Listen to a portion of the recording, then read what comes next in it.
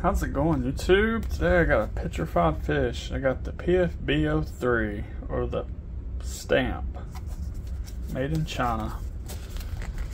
Let's check out the box while we're here. We'll say this is like all their other boxes, but their next knife, which I have on the way, is going to be totally different. It's like a nice microfiber cloth. I've never actually opened one of those cloths. Might want to try those out. And extra hardware, which is always 2 thumbs up in my book. But it seems like you never need it unless you don't have extra hardware. Here's the knife. You automatically see the beautiful carbon fiber, white G10. It's a flipper tab knife. Let's check out the blade. Might want to zoom out a little bit of a bigger knife.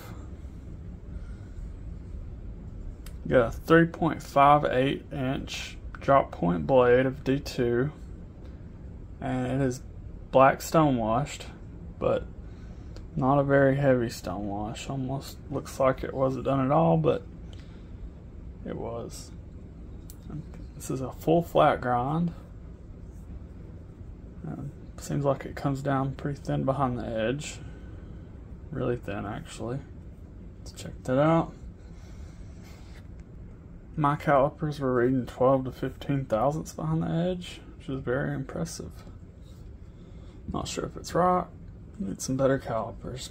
But blade stock on this is 3.3 millimeters, or 0.130. That makes it even more impressive that it's thin behind the edge, because it's a little bit thicker. These retail for $43.99, and it's a little bit up there for D2, I'd say, but not horrible. Still priced right, I guess. I'd rather see D2 for 30 bucks, but it's better than 50, I'd say. These come in white, gray, and black, and you either get the satin blade or the black stone washed. I'm usually a satin kind of guy, but D2, I will go with black. This knife measures in at 8.46 inches, so it's a full-size knife. Let's compare it to 6 other knives. Petrified Fish Terra, another budget model from them. Petrified Fish Viking, the only knife they've come out this year that I actually really like. And it's about the same size, or maybe slightly longer than the Viking, and bigger than the Terra, which these are all full-size knives.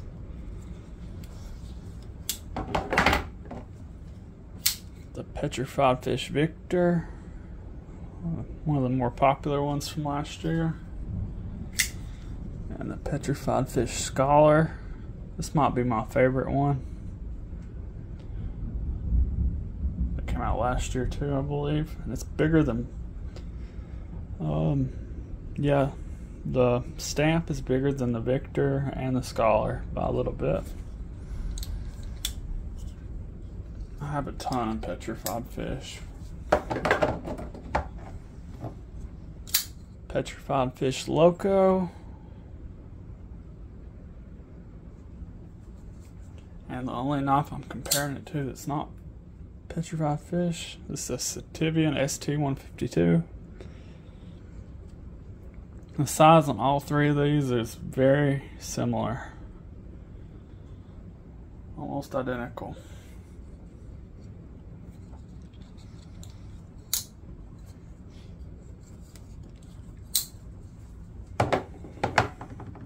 Well, I say the Viking because it's the only one I like that's come out this year.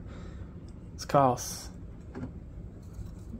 This one's fairly new, and this one is. And if you noticed, they're just in the drop point fever. Like, their creative juices are not flowing. I'm alright for a plain looking knife, but when every single one you come out looks like that, alright. Check out the liner lock access.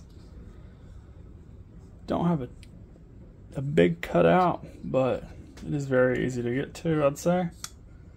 Action's fairly good.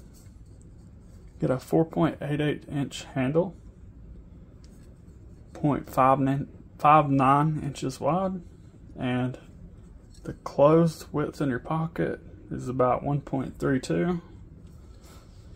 The knife weighs 4.75 ounces, so it's not a lot, but for its size, it's alright. And it does have cutout relief. The screws on this thing is T6s. I feel like a broken record complaining about these in almost every video. Check out the flipper tab again. I wish it had a... It's not really wanting to focus, but I wish it had some better jimping. Or more of it. I don't know. It's not bad though. Has a nice sharpening tool. We'll clean my camera. You also have a clean blade, which I really like. No billboarding. That makes me happy. Only thing on the blade, I can't get it on camera, but it says B03 and D2. You have this thing in hand. I would say it's pretty comfortable, except you can feel the pocket clip. I don't know how comfortable this will be with long periods of cutting. Looks like the clip is... Man, this is not focusing for nothing. Clip is inset with mushroom screws. Looks like one's actually loose. And I will say the pocket clip is not reversible, and it is pretty strong. Like, it's not coming out of your pocket when you get it in there. It's going to take you a minute to get it in your pocket. Like, I can barely bend it up. You have a backspacer. I'm not sure if this is G10. It's definitely not micarta. You have a lanyard hole. Another thing I noticed, it looks like they've switched their pivots. I didn't notice it on the last couple, because it just passed me, but they look a little bit cheaper than they used to. I don't know if it's just because this is shiny or what, but that's just something I noticed. I want to compliment them on this carbon fiber, because you'd be thinking you could feel it, but this feels as if it's one piece completely. Like,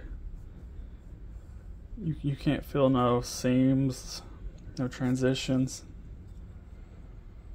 And there's some milling texture on this scale, so it does have a little bit of grip. It almost seems like they